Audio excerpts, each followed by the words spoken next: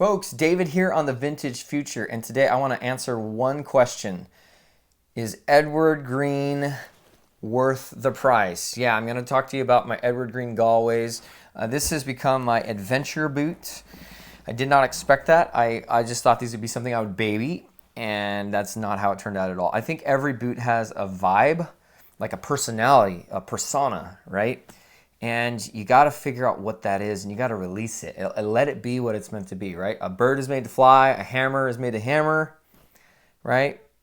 And I think the Edward Green Galway is a country boot, and that's where it's happiest. I'm not saying you can't, just wear it for fashion and just wear it lightly in the city. You could totally do that. But I think, you won't fully experience what this boot has to bring to the table until you take it out in the country. You don't have to destroy it. I'm not going to wear these on a job site or anything.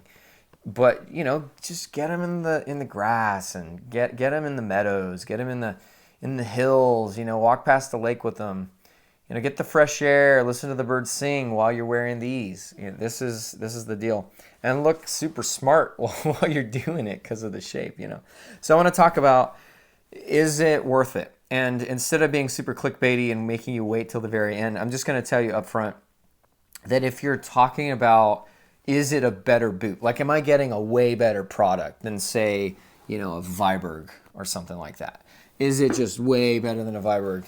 Then no, it is not worth it. Don't waste your money. Don't waste your time. It's good. In some ways it might be a bit more refined than something like a Viberg. Like, for instance, the arch support inside, which Viberg typically doesn't have arch support. The stitching's really well done and all that. It's very clean, really well-made boot. There's a reason why Edward Green is considered to be the golden standard of factory-made footwear. But I would say overall, you're not. It's like twice the price of a Viberg, okay? You're not going to realize a difference, not that much of a difference. You're not going to be like, wow, I can tell that these are worth twice the price by the fact that they just feel so good and they're just way more better made and they're rock solid. It's not like that. So if that's what you're thinking, that's how you're approaching it, then they're not worth it, and I'd say stay away. But I would say in a more subjective sense, and even in some objective ways, honestly, they are worth the price in ways you wouldn't expect. It's the performance, of course. It's the build, of course. But at the same time, it also has to do with the customer service. It also has to do with the level of refinement, like the design. So, sometimes you're just literally paying for the look. I'd say that this Galway, the shape and everything is, this is the deal. You could have something with a sports car that's like almost a Corvette or almost a Lotus or almost an Aston Martin or a McLaren or whatever, but it just doesn't quite have that shape. It just doesn't have that vibe. It just doesn't really have that X factor that you can't put your finger on. So in those ways, it's worth it to me. So do I regret buying these? I do not regret buying these. I do not regret the Cranleys either. In general, with a boot like this, you're paying for the whole package. You're paying for top-notch service for the rest of the life of the boot. And you're paying for premium materials and all that as well. So I love them. If you like them, I would suggest getting them. But if you're just sitting there constantly thinking I don't know, super skeptical, then yeah, just stay away. It's probably not going to be anything that you end up appreciating in the end. Okay, so let me give you my rundown on what the boot is, and then I'll tell you what I think of the boot. So first of all, we have Ridgeway. I'm a huge fan of Ridgeway now. This is my first Ridgeway sole, best all-around sole. As many of you know, I walk around in city streets a lot, but I also go on hikes and spend a lot of times outdoors. And these have performed better than any other sole and look super freaking classy while doing it. The Commando sole, which used to be my favorite sole, is great, except that the vibe of it is decidedly workwear or military or motorcycle, right? You can't really get around that. Like you can't take a boot that is supposed to be nice and refined and very smart and maybe posh looking or whatever and put a Commando sole on it and think that somehow that's going to fit. It's decidedly a work boot look, military boot look, motorcycle boot look. Not saying it's not fashionable, but this This flies though. Like it just looks like a regular sole, no big deal. But when you turn it over, you've got ultimate amount of traction, and the composition of these, I don't know if it's exactly what Dainite is made of, but it'd be close. If anything, it'd be a little cushier, a little more rubbery. That gives you a little more grip. Means it wears down a little faster. So that'd be one gripe I have with them. When it started, it had all these little fins, right? I've only had these for a couple months, and I've worn them a lot. I wear them like every other day.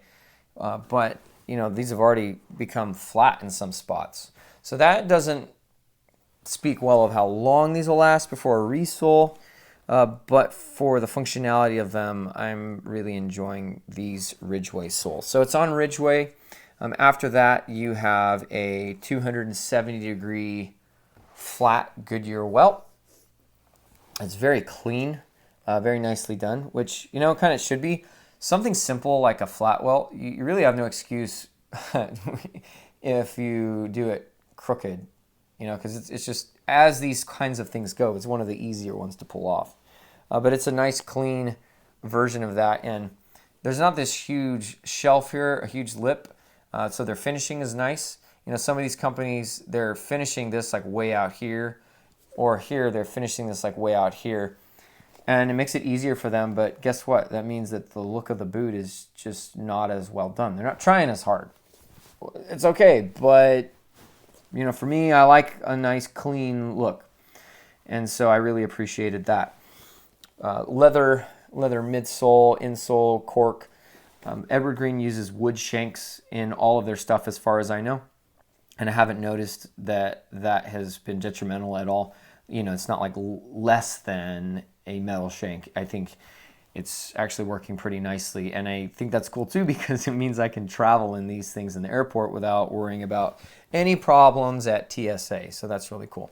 Inside here, there's a super hard leather heel counter, almost as hard as a Viberg, which I really like. One thing I don't like about it is it's shallow. It's just like a strip that goes across inside, and it's a little lower than a Viberg because of that. The Viberg would like go up to here, and there's not as much of a jog here. And so these boots don't really like cup the top of your heel the way the Vibergs do, and that part I don't really like. I don't hate it. It's not bad or anything.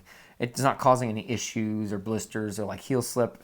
It's molding to my foot like any leather heel counter would do. So functionally it's fine. I'm just saying that my personal preference is that particular feel of the Viberg that I've fallen in love with. So that thing I don't love, but it's pretty good. And as you can see, the craftsmanship is really nice. Like, they did a really good job with the stitching. It's not perfect. I'll show some of those things in a minute, but it's very nice and straight. Like, they're really knocking it out. As I said, they're the golden standard for factory made footwear. Not bespoke, not small shop or one-man shop, but factory made, large scale kind of stuff. They're the golden standard, and they really stand behind their product. If they send you something and it's not up to that par, at their own cost, they will make sure they make it right, because they really want to keep that reputation up. So yeah, across the swoopty right here, that's what this is called, across the swoopty and everything, everything's just really clean. And I really like this design of this pull tab backstrip thing right here. It's pretty unique, yeah? I like it. So this upper is made out of Rosewood country calf. I don't know which tannery that comes from. Maybe it's a secret, or maybe they just don't talk about it much. But it's an embossed calf leather, and I believe it's chrome tan with a vegetable retan of some kind, but I don't know that for sure, so don't quote me on that. That's just a guess, just really conjecture. But it's soft, a little bit supple and soft, but it's also very hardy, and it keeps its structure pretty well. It's got a leather toe puff in here. We've got 4 hooks, and then we've got 4 small eyelets, and then these cloth laces, which I'm actually a pretty big fan of, and they're holding up very nicely. They go in and out of the holes really easily. They don't fight you, and they tie well, and they stay tied, and they're the perfect length. Most companies, I find, give you laces that are too long, for me anyways. And these laces are actually like the perfect amount. Like, once you go all the way up, and granted, I'm even closing them all the way. When I lace these, because I have kind of low volume feet, these end up closed like pretty much all the way. And even at that, it's enough to tie, and then you could even do a double tie if you want, and you still have enough, but not too much. It's not hanging like way down. So I really like that. One interesting thing about this is it's kind of rough. Like, I would think that maybe like Alden, they would put a leather cover over this, but they decided not to. They just kind of leave it rough. Granted, these are the most secure kinds of hooks and eyes you could ever get. When you see the ones like this, it's like a star, you know. That's called a stamped eye or a stamped hook, and that's what you use in a heavy-duty construction boot. So as far as durability, these things are rocking it, man. These are like a 10 out of 10. But as far as refinement, I would have liked to see them put a leather cover over that or something.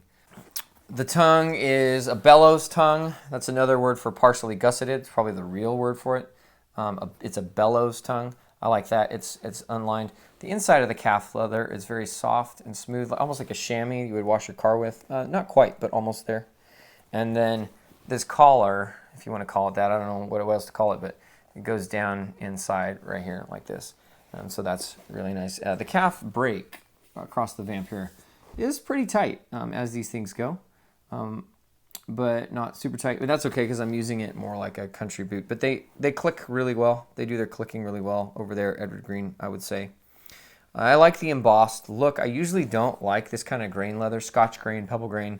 I think it looks like a basketball, and I think it looks kind of dumb and gimmicky. But some I do like Utah leather or this particular leather. I think it's because the grain of it is irregular. So, for what that's worth. Also, right here, you'll notice on the eyes, as the boots have worn in and pulled and stuff, it's like the eyelets pulled away from the leather just a little bit, revealing like a different color, like the dye was scratched off right there. The eyelets aren't actually moving or pulling out at all. They are incredibly secure. You know, it's same thing, stamped eyes. They're incredibly secure, but it's just that the leather kind of pulled a little bit. So that doesn't bug me, but it's worth noting. If you look here, the hardware has begun to rub on the tongue. So I don't know if that's going to wear a hole in the tongue in the long term. If it does, then that would be a knock against this design, saying that they need to cover these things up. Not only does it not look as refined, but it's like, maybe that's detrimental in the long run.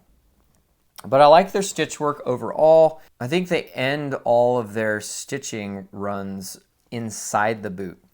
The reason I say that is because as I have looked at these in the other Edward Greens, I can't find any stray ends. So I believe they finish all of their stitching inside like this, and then they kind of take a lighter and melt it. So if I feel inside the boot, I can feel the stitch ends, but no loose ends outside. The couple parts with the stitch work which caused me to question the quality just ever so slightly would be one right here. This isn't really a stitch, but right at the stitch line, there's this little gouge that it came with. And I would assume that happened while they were stitching it, or maybe it's a clicking error. I don't know, but it came like that. Doesn't really bug me, but it's worth noting, especially on a boot that's expensive. And then the other thing is, maybe this is a design issue, or it might be a mistake, but it's on all four of these attachments here, right here, and on the other boot. If you look at it, this stitch line, in my mind, should continue on to here seamlessly. Like this should be one continuous row. But instead, this row right here is off from this one just a little bit. So this row, I think the swoopty stitching right here, when it dives into this little tab that attaches the quarter to the vamp, I think it should be in line, and it's not. On a boot this expensive, I would say they need to change the design or try harder, because it's just kind of sloppy. So they're all kind of uniform like that. They're like all equally off. So that shows that maybe it's more of a design thing, not a mistake. And that's up to them. They can design however they want. So I can't objectively say they messed up or anything, but I just think, I don't know. If I was designing it, I mean, why would you design it that way? Like, why would you just not do a little different than that? So, I don't know. That's just me. So, and then let's go to the inside and we'll talk about sizing and all that. Okay, so the shoe trees, one of my pairs of Edward Greens came with these complimentary. It's beechwood. They don't have a lot of cedar over there. That's the thing. There's a lot of cedar here in the United States, but they don't have a lot of cedar over there, so they usually go with a different kind of wood. And in my experience, it works just as well, if not better. I don't really know. I haven't done an empirical study on it, but my cedar trees, when I put them in my sweaty boots for the night, when I pull them out, I can feel all the moisture in the cedar tree, and when I put my hand in the boot, it's all been taken out of the boot. So it's like, awesome. The cedar tree is doing its job. With these, it's different, and I don't know what to think of it yet. Maybe if you're like a wood specialist, you can comment on the video and tell me. But I'll have a sweaty boot, right? I put this thing in overnight. When I pull it out in the morning, this is kind of dry. It's not all saturated with sweat the way that the cedar tree is. So it's kind of dry. So then the first time I was like, oh, it didn't work. So then I stuck my hand in the boot and the boot was dry. So I think what that means is this has a higher saturation point than the cedar, or this wicks it out or something, maybe because of this air hole. But it's like it comes in here and it evaporates or something. I don't know. Or maybe it's because of the boots. But these seem to be working better. Or maybe I'm just deceived. Maybe the cedar is in there taking care of business like a champ, like womping on that moisture and just sucking it all out, and it's just all inside that shoe tree, and these aren't. And maybe the moisture is evaporating on its own or something. I have no idea, but they're pretty cool. And you know what? This is a step up. Most shoe trees in the States anyways are these like cheap shoe trees with the like split design and the spring. You know, they're from the Rochester Shoe Tree Company in New Hampshire. No knock on them. I use them all the time. They're fine, but this is a step up from that clearly. I mean, look at the shape of it. It's not lasted, I don't think. And the reason I say that is because they don't give you different ones for each last. Like there's not like an 82 last shoe tree and a 202 last shoe tree and 64 last shoe tree. So I think it's somewhere between standard and lasted. But definitely it's shaped. Like if you put this in the Edward Green, it is like almost exactly the same shape as the boot. So it's really well designed for that. I like the ventilation hole here, and it also makes it easier to like pick it up or pull it out. This little job here is really strong. I don't see it breaking anytime soon, which is actually another thing. Cedar is very soft. I've had like 10 pairs of cedar shoe trees, and 2 or 3 of them have already like cracked and stuff because cedar is just so soft. And these beechwood trees, I mean, I'll have these for years, I can tell. They're hard enough to where they're not going to go breaking on me, and I like that. And the rest is good. I mean, this is classy here, the little medallion, and this is classy as well, and functional. It's easy to grab. And these are easy on your heel counters. You know, a round tree, Alden uses these as well. Something that's round is going to be easier on your heel counter than one that's like really thin and just kind of like jabs into your heel counter. At the end of the day, though, it's not going to make a huge difference. And by the way, I heard this from Dale. I mean, he had talked to Wyatt at Grant Stone. Don't ever worry about your shoe tree stretching your shoe out, because the last itself is much tighter inside the boot or shoe than a shoe tree could ever be. And the boot or shoe was made on the last, okay? So if the last itself is more extreme, what makes you think you can stretch a boot or shoe out with just a shoe tree? So never worry if you're like, oh no, I'm not sure if I put these trees in, if it's gonna like stretch the boot out. As long as they're properly sized, you know, you should be fine. So anyways, this is the shoe tree. It's worth mentioning. So on the inside, you got the sizing information, which I'll talk about soon. Unlined on this pair. The Cranleys are lined. Inside, you have just like this leather heel pad with some foam in it. Nothing special there. A lot of companies do that. And it goes until about this point, and then it stops. And then this part forward in the toe area is all just you sitting on that veg tan or oak tan leather insole. And it's pretty comfortable. And then up inside here, starting at about this point, the vamp is lined with a nice soft leather. So fit and sizing, what would I say? Well, sizing's pretty standard. I called LaFaux when I got these in the Cranleys.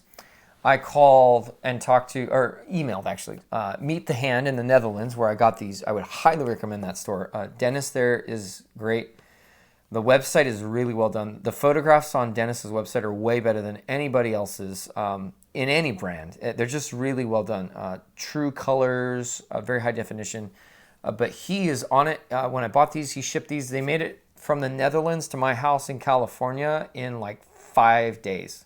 It's like, what? And that was all included in the regular shipping. No hassle. It was all very clear. He's very well spoken and professional. I couldn't recommend Meet the Hand, Dennis there, more. Buy from them. They're great. I hope they stay in business for a very long time. So anyways, I called LaFaux. I called Meet the Hand, or emailed them. I actually called Edward Green on German Street. That was pretty cool. Talked to one of the guys there for a while. And then I talked to Steve at Gentleman's Footwear in San Diego, California. And they all gave me the same sizing information. So these are 10 US / 9.5 UK. And the width is E, which is their equivalent to a USD. Okay? So 10D Brannick, get a size 10 US / 9.5 UK in an E width for a USD width. And then, of course, if you need a different width, you can find one. One of the cool things about Edward Green is that, unlike many other companies in the world, especially in the US and North America, if they don't have your width, then they will make the boot for you at no extra charge as long as it's a stock model, which most of them are. You know, if it's like a special makeup through a dealer, then you might have to pay like a made-to-order fee or something like that. But like if you just need this in like one width larger or one width smaller or whatever, and it's a stock item, you go through the dealer or directly to Edward Green, and they'll just make you a pair at the factory. Of course, it'll take some weeks. You have to wait for it, but they'll make you a pair at the factory at no extra charge. That's one of the things you're paying for with the high price, to be honest. So that's the sizing. And as far as fit, these are deceiving. The toes are elongated, and they're supposed to be that way. So if you're one of those guys that's concerned with keeping the boot as short as possible because, I don't know, maybe you're self-conscious about your large feet or something, or you just proportionally want your shoes to not be any longer than they need to be, you know, then maybe Edward Green in general is not for you because a lot of their lasts are elongated. So my toes end like here. And that's how they're supposed to fit. You know, you're not supposed to keep sizing down until your toes way up in the toe box. That's not the right way to do it. But because they're kind of elongated, what that means is these have a way of looking sleek and really modern and edgy, dressy even, with this nice almond toe, but without cramming your toes. Like the classic issue is people cramming their toes like this. That happens with cowboy boots. Women all the time. They wear sandals and it scrunches their toes, and guess what? When they get to their 50s, their toes are all like mangled and like all pushed in. That's not good for you. Don't do that. You know, don't wear stuff like that. It's gonna mess up your feet, and then you'll have ugly feet. No, but more than that, it's bad for your foot health. But this is a good way to look very like smart and elevated in your style, but without it like crushing your toes. And if you look at this, because this pretty much goes straight forward where your big toe is, it tapers slightly, but it's mostly straight forward. It's not pushing in on your big toe. That's actually the issue I had with my Viberg 2030s is my big toe wants to go straight forward, but that almond toe wants to push my big toe in, and in the long run, that's not good. That's why I don't wear my 2030s as much as I used to, but I still have some. The 2020 from Viberg, better. 2040, better, more anatomical, like this. So yeah, it doesn't push your big toe in, just kind of follows the outside of your foot, but then on this side it dives in and tapers with the taper that your toes naturally have. So in that sense, it's a very comfortable fit. This right here was just ever so slightly tight for a D width at the beginning, but once these broke in, these fit like a glove. This is probably my most secure fit. Close second or maybe an equal would be the Alden Berry. Alden Berry is pretty nice as well. Another last, which I think is kind of anatomical and it goes straight and then tapers. Berry is also very comfortable. But that's very good there. A little loose in the shaft for my skinny ankles, but if you have like normal or thick ankles, there's plenty of room here. It's nice and generous, and that'll hold your ankles really nicely. The heel and the waist are snug without being tight. I would say it's not like a Viberg 2040 where it's like tight, and it's just like holding your foot, which I like. This is a little less than that. It's definitely not roomy though. It's fitted, and that's one thing that companies like this are known for. Trickers is more like the bulky boot. They're known for just like big, meaty lasts, and that's because of what they are. They're the quintessential country boot. They are nice and beefy because this is what farmers and stuff wear in the UK. But this is just a little more elevated in its look. So that's kind of how this boot fits. The instep, I have a low instep and I had no problem with this. So I think that's because of the dressier look, right? They kind of like take a lot of the excess materials and the volume out of it and make sure it's still comfortable. So low instep, skinny ankles, all that stuff, you don't have to worry. But it can also accommodate a thick foot too. So that's really nice. And if you have a really thick foot, I would recommend, instead of the 202 last like these, I would recommend the 64 or the 72. They're a little rounder, but they're going to give you a lot more room everywhere. It's meant for thick socks, but you can wear thick socks and take it up with the meat on your bones. Another thing I like about this last is that it's not as pointy as the 82. The 82 and the 202 are almost identical. They're not very different at all. The main difference is that 82 comes more to a sharp point, almost. It's still technically an almond toe, but it is much more pointy, whereas this is rounded off just ever so slightly. And I like that. I think it's more balanced for a casual shoe or boot. So let's get into the history of the Galway boot. Edward Green started in 1890 in Northampton, like many other UK footwear brands. And they had their big breakaway in the 1900s, actually, making footwear for the British military. And the quintessential British military boot at the time was something almost just like this. Maybe a different last, maybe slightly different details, but this was the deal. It would be in some kind of country calf leather like this, like the Rosewood country calf, and it would be welted or sometimes veldt-schoen, which is kind of a combination between stitched down and Goodyear welt. So people that use veldt-schoen and stitched down interchangeably, that's not correct. So don't call stitched down veldt-schoen. That's not what it is. Veldt-schoen is a combination of a welting process along with somewhat of a stitched down process, and they put them together and it's like twice as waterproof as Goodyear welt or stitched down by itself. But anyways, they would be veldt-schoen or Goodyear welted, and maybe the soles were a little bit different at the time or whatever, but they basically made this boot that you're looking at right here, which is, I think, why when I started wearing these in the hills and stuff, it just felt so right. That's what it's made for. And so in their defense, I think that's why they leave these all rough, is because it's their reproduction of this original military boot. And just like the British always are, they have a way of being much more classy than an American while doing rugged things. So they'll be out there, hunting pheasants or chasing down bad guys or whatever, doing military drills in like the muddy bogs of the countryside and the bushes and the brambles and all that stuff. And whereas our stuff just looks super utilitarian, even back then, their stuff. I mean, look at this. It's like, wow, that's impressive. You look like a proper gentleman, and you're about to, blow my head off with that rifle. Pretty cool. Pretty cool. So just a totally different take on things. They're the guys that wear tweed out in the sticks, whereas to an American that looks like a suit. It's like, why would you wear a suit? That's too nice. And they're like, well, yeah, you can't look nice while you're doing rugged stuff. What's the deal? I like that. So anyways, and these have paired well with a lot of things. This Rosewood is just a really warm brownish red with some yellows that come through. You can see right here some yellow has come through as the dye has begun to wear off and fade. And so it goes good with a lot of things. You could wear it winter, summer, spring, fall, really all the seasons. And it's a good way to add some contrast to your wardrobe without being too loud. I always mention Dublin leather. Dublin's like really like orange and rust, like kind of vibrant and almost fluorescent. And that can be too much for some people. This is a good way to do it without being too loud. I hope you like it and want to buy a pair, but if you decide that they're too expensive, I'd say you're right. So until next time, let your boots take you to places more important than the boots themselves, and we'll catch you on the next video.